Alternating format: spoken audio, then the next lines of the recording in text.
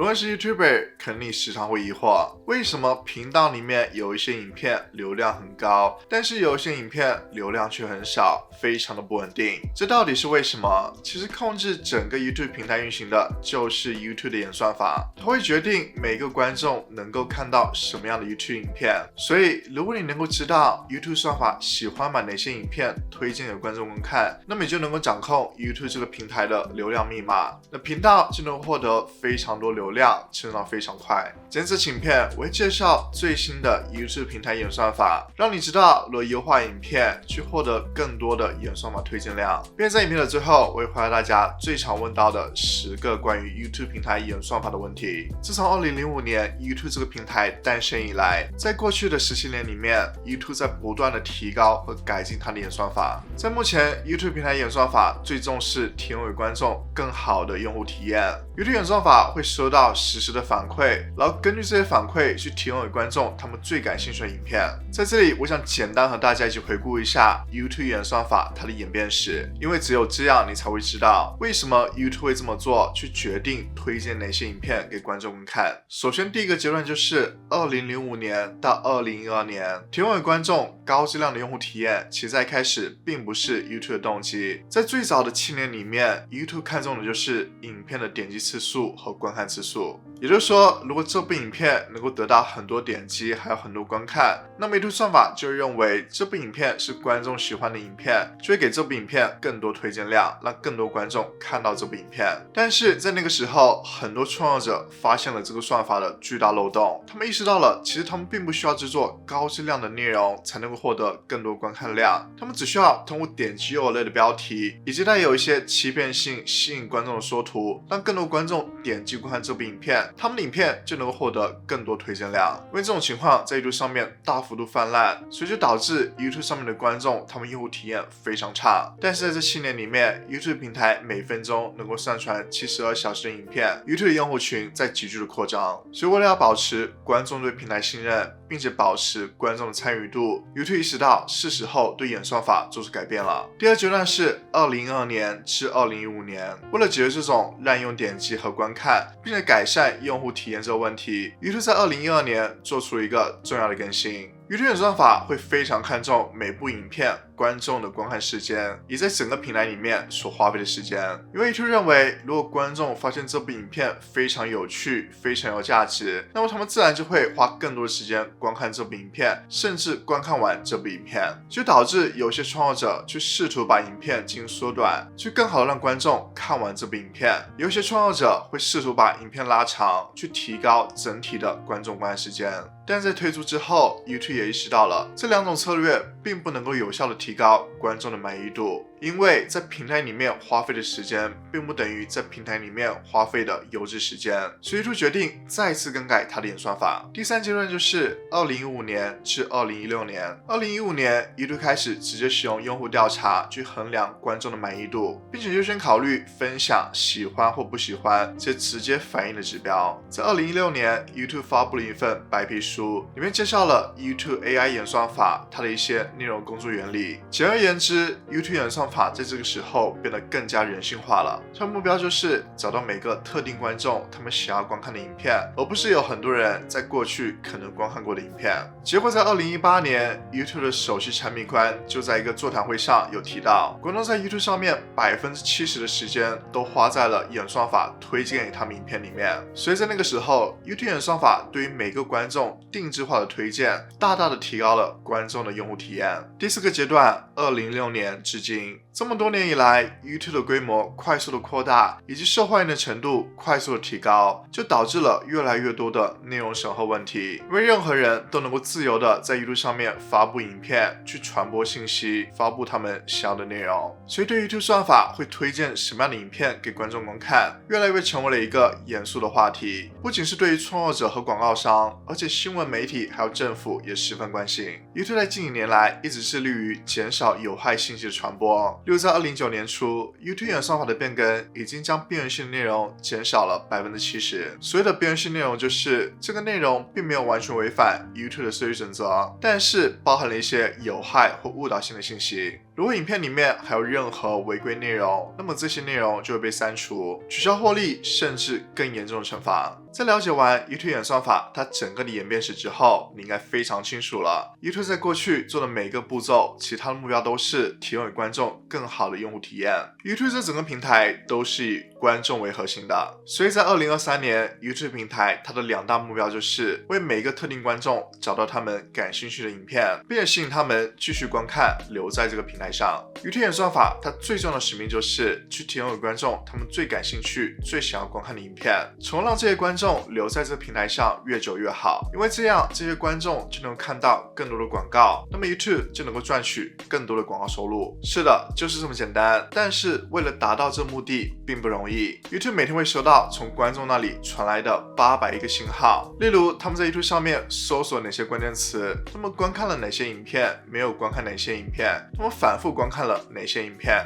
从而去分析每一个观众他们感兴趣的内容，然后在最合适的时间去提供给他们最感兴趣的内容。所以如果你影片能够让观众满意，让观众留在这个平台上，那么就非常成功的去达到了 YouTube 的目的，自然的演算法就会把这部影片推荐给更多观众观看。反之，如果观众在看完你影片之后被你带离了 YouTube 这个平台，去到了你的网站或者其他网站上面，那么这种行为就和 YouTube 的目标背道而驰了，所以 YouTube 演算法就不会给这部影片很多推荐量。所以如果想让影片尽可能的获得更多推荐量，让你频道获得更多流量，那么你的影片需要让观众留在这个平台上越久越好。大家看到这里，觉得这期影片对你有帮助吗？如果你喜欢这部影片，希望能够为这部影片点个赞，这样就能让更多观众看到这部影片，并且对我也是非常大的鼓励还有支持。很多人认为 YouTube 平台只有一种演算法，但其实 YouTube 平台是由不同的演算法整合起来的复杂系统，去帮助观众达到不同目的。YouTube 平台会给 YouTube 首页、YouTube 订阅页面、YouTube 搜索页面、推荐页面以及流行页面设置不同的算法，去满足观众的不同需求。今天这期影片为涵盖3种最基本的也是最重要的算法： YouTube 首页、推荐影片以及 YouTube 搜索它们算法。首先第一个就是 YouTube 首页的推荐算法。每当观众登录到 YouTube 首页上面的时候，他们看到影片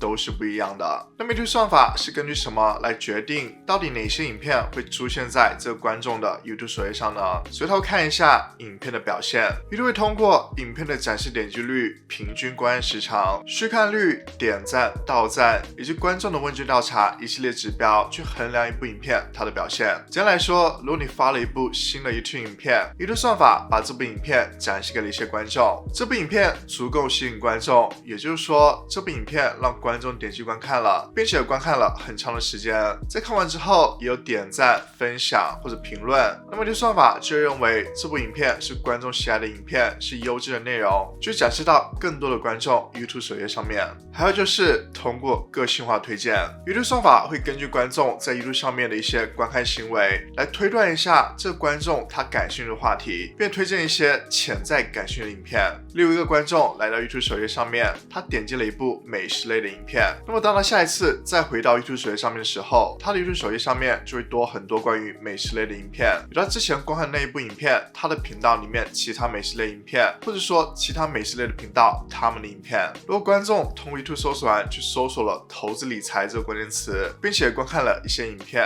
那么当他下一次回到 YouTube 首页上时，就会看到很多关于投资理财类的影片。 YouTube 首页上面的算法就是根据观众的观看行为去判断出观众感兴趣的话题，从而推荐一些他们感兴趣的影片。第二个就是 YouTube 搜索算法。 YouTube 是一个搜索引擎，所以观众会在 YouTube 上面搜索一些信息，由于这个时候观众在主动给 YouTube 发出信号，告诉 YouTube 他们想要什么，那么这个时候 YouTube 演算法就尽可能帮助观众去找到他们想要看的影片，并且这些影片能够留住这些观众。 YouTube 不仅会看影片的标题还有描述栏是否有做好优化，也就是说观众搜索的这些关键词是否包含在了标题和说明栏里面，同时也会根据过去的观众他们搜索这个关键词，他们对影片的反馈，有哪些影片他们观看了更久时间，有哪些影片他们观看了很少时间，是否有和影片进行互动，这些数据都能告诉 YouTube 有哪些影片是优质的影片，能够帮助观众解决他们问题，并且 YouTube 算法也会看哪些搜索关键词适合提供哪些影片。如果观众在搜索一个关键词，一部影影片它的表现特别好，那么之后任何观众在搜索这个关键词的时候，这部影片就出现在搜索结果第一位，因为这部影片是观众在搜索这个关键词之后表现最满意的。第三个就是 YouTube 的推荐影片算法， YouTube 会判断观众在看完现在正在观看这部影片之后，他们最有可能接下去观看哪些影片，基本上会根据3个原则来判断。现在这部影片是否还有其他的系列影片，这部影片相关话题的影片，或者说根据观众之前的观看历史去提供给他们相关的影片。每个观众他们推荐影片页面里面都是不一样的，因为 YouTube 算法会根据每个观众他们的兴趣去定制他们的推荐影片页面。这给大家提供一个使用的小技巧，如果想要让影片出现在那些高观看量的影片推荐页面里面，就尽量和他们做相同的话题，模仿他们的标题，这样 YouTube 算法就会把你影片和这些影片归为一类，你的这部影片会更有几率出现在这些影片他们推荐页面里面。接下来我会回答大家常问到的一些问题。第一个问题就是变更影片的标题或者缩图是否会让 YouTube 演算法对影片进行重新的排名，这是有可能的，但是这个改变是 YouTube 算法为了回应观众和影片进行了不同互动形式而做出的改变，并不是回应标题或缩图进行了修改。如果一部影片它的缩图或者标题进行了修改，那么观众在看到这部影片的时候会采取不同的反馈形式，你要根据实际的情况去修改你的标题或者缩图。在你发现这部影片表现不如预期的时候，你相信在更改完缩图或者标题之后能够提升影片的表现，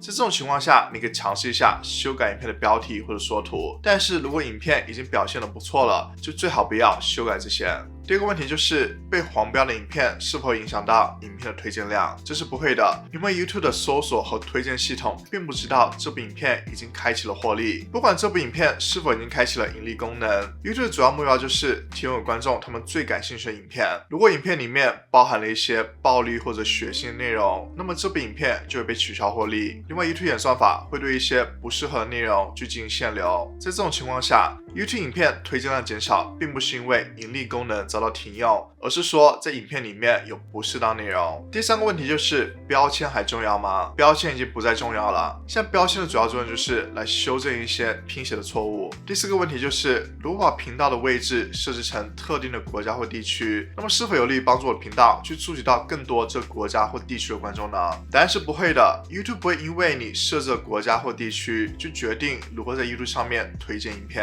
第五个问题就是喜欢和不喜欢的人数会对影片的推荐量造成影响吗？这是会有相关的，因为 YouTube 在衡量一部影片它的表现的时候，喜欢和不喜欢也是考虑在内的。 YouTube 的推荐系统会根据观众是否点开了这部影片、观看影片时间的长度，以及是否对影片内容感到满意，去衡量一下影片相关的信息。系统会综合这些所有的元素去衡量一下影片的表现。第六个问题就是如果在上传影片的时候先设定为不公开，来之后再转化为公开，是否会对影片造成负面的影响？这是不会的，影片在发布之后观众对影片的反馈，这才是影片的关键。第七个问题就是如果频道里面一部影片表现得非常不好，那么会对整体频道造成不利影响吗？观众对于算法所推荐给他们影片做出的反馈，这才是大家需要重视的。 YouTube 算法在挑选最适合观众观看影片的时候，它主要会看重观众层级和影片层级的指标。当你发现整体频道的观看量有所下降的时候，可能是因为当 YouTube 算法把你影片展示给了观众时候，大部分的观众不选择点击观看。第八个问题就是如果我停更了一段时间，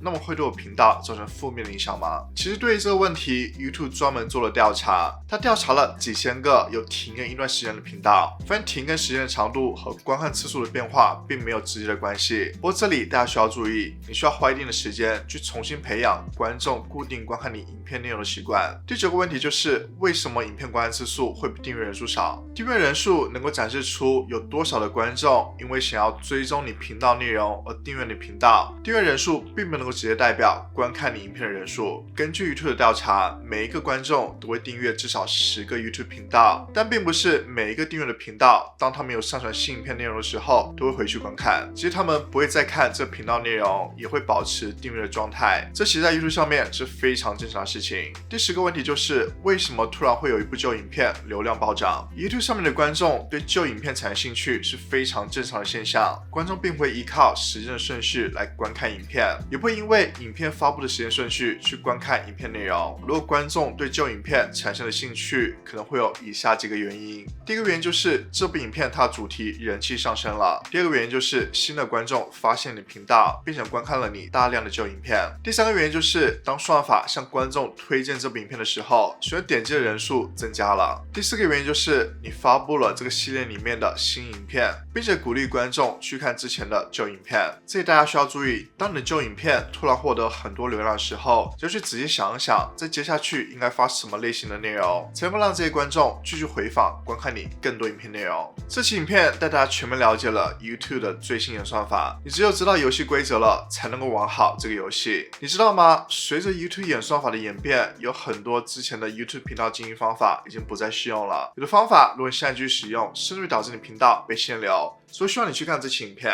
我会告诉你不再适用的 YouTube 频道经营方法。如果你觉得这期影片对你有帮助，希望你能够为这部影片点个赞，并且订阅频道，了解更多关于 YouTube 的内容。关注我的 IG 也可以了解我的最新动态。我们下期影片再见，拜拜。